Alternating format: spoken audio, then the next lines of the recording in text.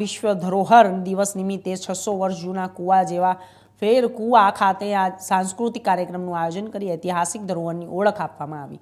વાસદ પાસે કાચલાપુરામાં માહી નદીના કોતરામાં આવેલા વાવ દાયકાથી ખંડેર અવસ્થામાં હતી। તે વાવમાં ઝાડી ઝાખરા ઉગી નીકળ્યા હતા તેમજ વાવના ચારો તરફ ઝાડી ઝાખરા ઉગી નીકળ્યા। તે અંગે વાવનું સંશોધન કરતા વડોદરા મહિલાને આ ધરોહરમાં રાસ પડ્યો અને તેઓએ વડોદરા ભાજપના પ્રમુખ વિજયભાઈ શાહ અને આણંદ સાંસદ મિતેશ પટેલના સહયોગથી માત્ર 3 દિવસમાં વાવની અંદર બહાર ઝાડી ઝાખરા સાફ કરી વાવને આશરે 600 વર્ષ જૂની હોવાનું અનુમાન છે। તેમજ વાવનું સ્થાપત્યમાં અમદાવાદના ભમરિયા કૂવાને મળતું આવે છે। અહીંના હાલમાં 2 જગ્યાએ માળ અને 11 ઓરડા જોઈ શકાય છે। વાવમાં ભૂગર્ભમાં 7 માળ 70 ઓરડા હોવાનું અનુમાન છે। વાવની બહાર એક ઓરડી અને કમાનો અને ત્યારે મંદિર અને જે ખંડેર છે ખુલ્લી જગ્યા છે તે જ મહાદેવનું મંદિર હોવાનું તેમજ શિવલિંગ ગાયબ હોવાનું જણાય છે। અને તેમજ વાવ પાસે યજ્ઞ કુંડ પણ છે અને આસપાસમાં 11 કુંડ હોવાનું અનુમાન છે। અહીં મહીસાગર નદીની નજીકમાં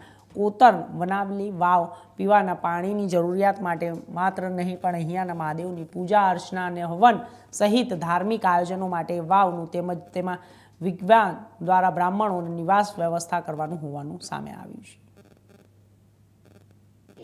આજનો દિવસ એટલે વર્લ્ડ હેરિટેજ ડે, જે જૂની અજાયબી ને પ્રોપર્ટીઓ જે મિલકતો જે છે એની સફાઈ કરીને એની જાળવણી ને એની નિભાવણી કરવા માટેનો એક દિવસ છે। એ અંતર્ગત આજ રોજ વાસદ ટોલ પ્લાઝાથી મહીસાગર નદી તરફ જતા આશરે 500 મીટર પછી ડાબી બાજુ કાચલાપુરા જવાનો એક રસ્તો છે। ત્યાં એક બહુ જ સારી વાવ યાની કે એક ગોર ભમરિયા કૂવો બાંધકામ કરેલું જેમાં સ્ટેપ મૂકેલા છે અને દરેક સ્ટેપથી આજે પણ પાણી છેક નીચે સુધી જઈ શકાય છે। હાલ તો પાણીનું લેવલ ખૂબ ઓછું છે એટલે કે લગભગ અત્યારે 3 સ્ટેપ તો તમને દેખાય છે, અહીંથી 3 ઝરૂખા એ 3 ટાઈપના દેખાય છે અને એની નીચે પણ હજુ 2-3 માળ જેટલા ઝરૂખા આવેલા છે।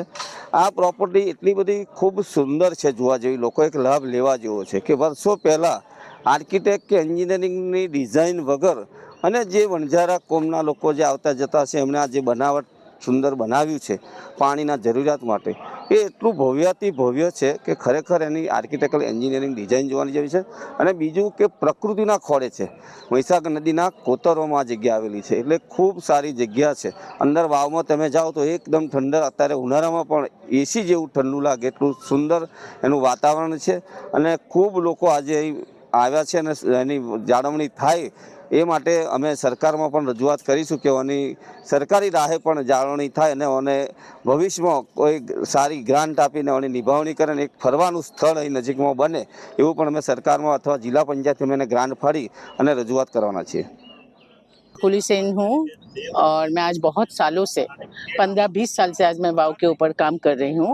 और ये वाव आज से मैं 12 साल पहले जब मैं रिसर्च कर रही थी वाव का, उस समय ये वाव मुझे पता चला था। वो भी ये कहीं पे मैप पे नहीं था उस समय। मेरा बेटा उस समय आर्किटेक्चर पढ़ रहा था, तो वो कुछ गूगल सैटेलाइट पिक्चर से मुझे बोला कि इधर है एक वाव। फिर मुझे बाद में धीरे धीरे पता चला कि 40 साल पहले किसी ने देखा है कि इसमें इतने सारे कक्ष है, इसमें पानी के नीचे भी कक्ष है। इस तरीके से इस वाव का पता चला। जब मैं आज कुछ दिनों पहले आई थी तब भी इधर जंगल था, 10 साल पहले आई थी तब भी जंगल से घिरा हुआ था। विजय भाई ने स्टेप लिया कि इसको चलो इसमें करते हैं, नहीं तो मैं सोच ही नहीं पाई थी कि इसमें कुछ हो सकता है, बिकॉज इट वॉज पूरा जंगल था ये वाव।